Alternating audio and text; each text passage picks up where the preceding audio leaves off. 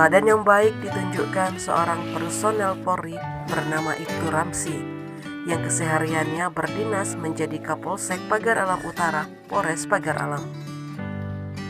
Setelah sebelumnya Ibtu Ramsi membuatkan rumah tinggal untuk Dayat, sukarelawan yang kesehariannya membantu membersihkan Mapolsek Pagar Alam Utara selama 5 tahun belakangan ini. Kapolsek Pagar Alam Utara Ibtu Ramsi didampingi Kanit Propam Aibda Iman Setiawan, Kanit Samapta Aibda Sambas, dan Kanit Binmas Bribka Edi Heriadi beserta anggota tepat di hari Jumat yang berkah berkegiatan untuk memberikan bantuan berupa sembako kepada sukarelawan.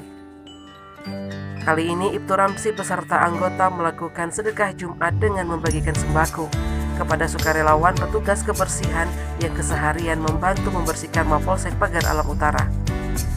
Ia menyampaikan hal tersebut dilakukan semata-mata agar bisa bermanfaat bagi orang lain, serta bentuk peduli Polsek Pagar Alam Utara kepada saudara Dayat yang telah membantu membersihkan Mapolsek. Tim Liputan Sumsel Update TV melaporkan.